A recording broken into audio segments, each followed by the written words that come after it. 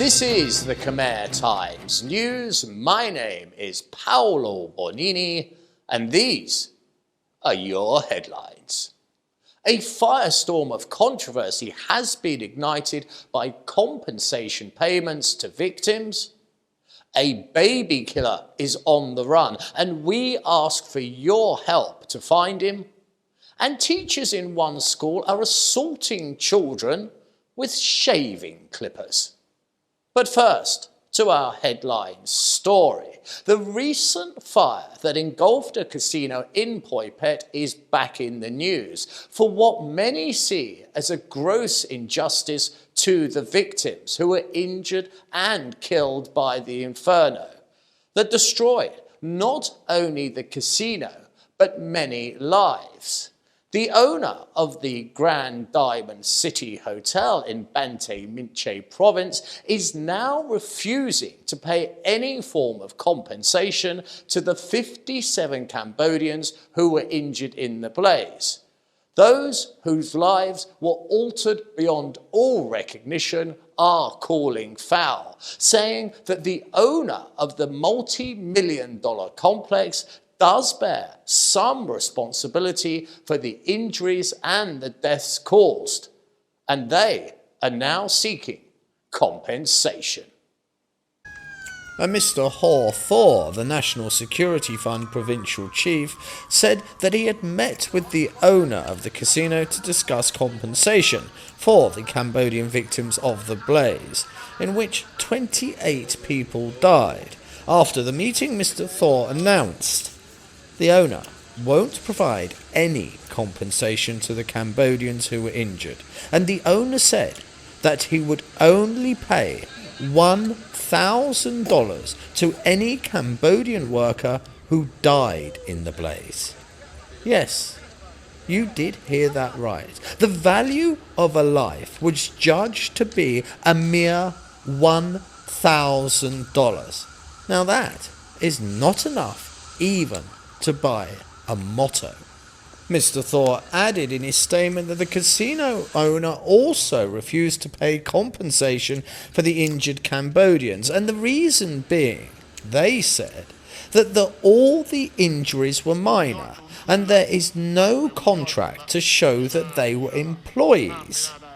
Now here is astonishing point number 2. This seems to be an admission of some sort that potentially staff at the casino could have been employed illegally, which for some reason nullifies the owner of any responsibility. In fact, at current, DNA tests are being carried out on the charred remains of victims to prove that the blaze victims were in fact Cambodian, so that the families can get the $1,000 compensation being offered. Now, one must remember that this blaze was horrifying. There were about 500 workers and about 1,000 visitors in the Grand Casino at the time. There was quite simply utter panic when the fire broke out, and a video from the scene clearly shows people huddling on windowsills, desperate to escape the flames, for they are trapped in an inferno that was about to consume them in the most horrible way possible. Some people were seen jumping from the roof as the blaze inched ever closer, many of them dying from their fall. And apparently all this was not enough to provoke a more humane response from the owners of the casino to show compassion to those families that now have a hole in their hearts, a place where a loved one used to dwell. The death toll is being collated for road traffic accidents this past Chinese New Year, and so far 10 people have died and 50 others sustained serious injuries. The holidays always sees a spike in accidents on the national roads as revellers throw caution to the wind. They drive way too fast, show little care for traffic laws, and even drive drunk. And there is one drunk driver who is still on the run. And at the end of this segment, we are appealing to our audience to contact the police if you have seen him. His crime? Well, he killed a 2-month-old baby, and he then fled the scene. National Police said that the cause of most traffic accidents over the Chinese New Year were from drivers not obeying traffic rules and an increase in drink driving. One man, for instance, died instantly in Siem Reap when he drove his motorcycle at high speed into a parked car. His blood was tested after the incident and he was found to be very drunk indeed. Before I show you the picture of the man that murdered an 8-week-old baby, do know this, that careless driving is an equal opportunity destroyer. Here, for instance, is a 70-year-old woman killed by a truck that was being driven recklessly. The tragic accident happened in Kampong Chang, and according to villagers, the truck was seen travelling at a high speed, and this caused it to veer into a ditch and hit the old lady who was by the side of the road. She was killed instantly. In this case, the driver was detained by locals, but in this final case, the one of the child killer, he is still on the run. So here he is, the number one wanted man. He is just 19 years old and has a warrant out for his arrest. Whilst drunk, he not only killed a 2-month-old baby, but also put both her parents in hospital, the mother in a critical condition. And instead of rendering aid to the dying that lay on the street that night, he ran. And in doing so, he potentially condemned that baby to death, because just maybe his aid could have saved a life. His name is Som Nori Taka. And if you have any information on this man, the man who has no conscience, then please notify the relevant authorities. There are over 1,000 unfinished buildings in Sihanoukville that have been plaguing the coastal city for the last 3 years, and many looking up at these hollow giants of concrete and steel ask, why is the skyline blighted by buildings that nobody seems to want? Why is it they are even there? Well, they are in fact part of an extension of what is known as ghost cities, and the government is now looking to launch a program to get these eyesores completed, rather than just decaying and potentially becoming a very serious hazard in the future. The government is to soon come out with an action plan to address the issue of over 1,100 unfinished buildings in Sihanoukville.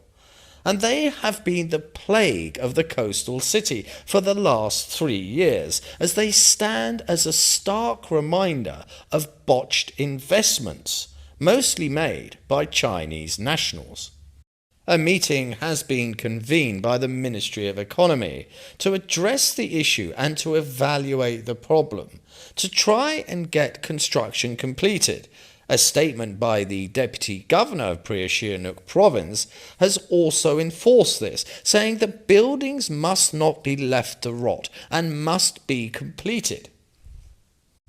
The problem buildings were abandoned mostly by Chinese investors who left the country in 2019 and early 2020, following a ban on online gambling and shutdowns in the wake of COVID-19. The Chinese built on land leased from Cambodian owners, and the stalled constructions left the investors in a difficult financial position.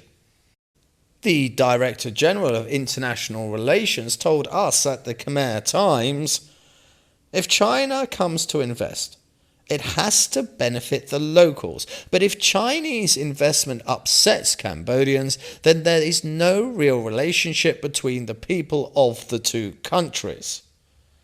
But the problem is often not the buildings. Behind them lays a financial maze that would confound even the smartest of investment lawyers. And it is this unseen maze of paperwork that could well leave the city itself paying a huge sum to ensure that these buildings are made safe. In business news, the World Bank has warned of a sharp, long-lasting slowdown to hit developing countries, and they predict its impact could be extremely severe. They say growth in emerging markets and developing economies will be hit hard over the next 2 years, and that is according to the World Bank's latest Global Economic Prospectus report. But are these dark clouds on the horizon a financial storm, or are they just ominous clouds that will pass? Globally, growth continues to slow sharply due to rising inflation and interest rates, reduced investment and supply distributions caused by Russia's invasion of the Ukraine. Any new adverse development could further push the global economy into recession, says the World Bank. Faced with extremely high government debt levels and rising interest rates, advanced economies are absorbing the turmoil so far. But per capita income growth in emerging markets and developing economies is projected to average 2.8%. Now that is a full percentage point lower than the 2010-2019 average. The World Bank's Group President David Malpass has said, "The crisis facing developing countries is intensifying as the global growth outlook starts to deteriorate. And emerging and developing countries are also facing a multi-year period of slow growth, driven by heavy debt burdens and weak investment within business." Now, these warnings have been ringing out for some time, and to many financial advisors and projectors, they say that a recession can now not be far away. Now, here is one of those odd stories that I absolutely love. And it's all about haircuts at school. Often, one would need a haircut with an almost military bearing to attend a school, especially a school such as mine. Any hair reaching the collar was considered by my school an abomination to man and all decent living people. Then again, my school dates back to the 15th century and it looked very much like Hogwarts. It was a joyless place that was more World War II prison camp than a centre of learning. But here in Cambodia, a school in Battambang Bong has the Department of Education investigating the teachers who have taken to cutting kids' hair whilst they are in the classroom. And this story has become so contentious that even the Premier himself has stepped in. Battambang Department of Education is taking action against Sampov teachers for forcibly cutting students' hair. The school was recently criticised on social media after school officials started cutting kids' hair, saying it was too long. The teacher's bizarre behaviour was caught on camera, and the pictures went viral across the country, which promoted suggestions that the engagement of a professional barber would be better rather than butchering a child's hair by a clueless school official. Now let me pause here for just a moment. Why? Just why would teachers decide that they should start cutting out clumps of kids' hair? I mean, Surely a stern warning and a note home saying get your hair cut would have covered it. But no, they decided to take the most bizarre option available to them. And this story gave a surprise example as to how a story can inflate and get to the highest levels. Because what happened next was the Prime Minister himself stepped in. And Prime Minister Hun Sen, who I'm sure has better things to do, has instructed the schools directly to stop cutting kids' hair. And to add to that, the Ministry of Education has now launched an investigation. The investigation comes after widespread criticism from people asking whether the classroom is an appropriate place to issue haircuts and whether teachers should be hairdressers. It is beyond bizarre, and the pictures in this report show it seems the teachers wielded the scissors with a hint of malice as well as joy as they butchered the kids' hair just because they could. That is, of course, until the PM stepped in and said no more. Or as Pink Floyd might have said, "Hey, teachers, leave them kids alone." And now it's time to look at our sports news.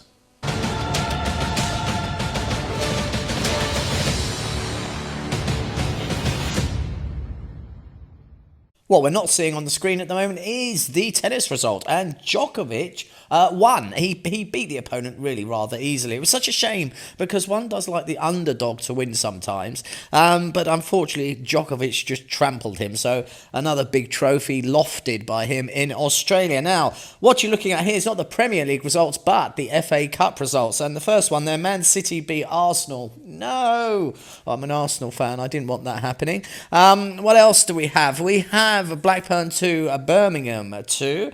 We have Ipswich against Burnley, boring old game, 0-0, as was really Luton and Grimsby. They say that wasn't really much of a game at all, but there was a few goals, I suppose. Then further down south, we had Southampton taking on Blackpool, and Southampton won 2-1. I've been to both places. Southampton is not so bad, but it's pretty awful. But Blackpool, oh my goodness. If you ever have an opportunity to go to Blackpool, don't. Just don't go. Go anywhere else on the entire planet, but never, ever step foot in Blackpool. It's time to have a look ahead and see what the weather has in store for us next week. Our first weather chart here shows us Blackpool, because I want to show you how bad it is. The temperature is as awful as the town. It's running at 8 degrees, going down to 4 degrees, which is just above freezing. And if that is not bad enough, it's slate grey skies with only a threat of some sunshine on Friday. And I assure you that it will remain just a threat, and it will just be god awful. It really is the armpit of the world. Now then, like a beautifully trained seal, we flip, and here we are in Cambodia, and it's a totally different story. And looking at it from the perspective of Blackpool, we may as well be in heaven, because what we've got is temperatures in the early 30s. We've got crisp, clear mornings, and our humidity sits at a lovely, gentle 45%. This has been the Khmer Times News. Please do subscribe and comment and stay up to date with all the breaking news by following us on both Facebook and Telegram. This has been Paolo Bonini, and that was the week that was.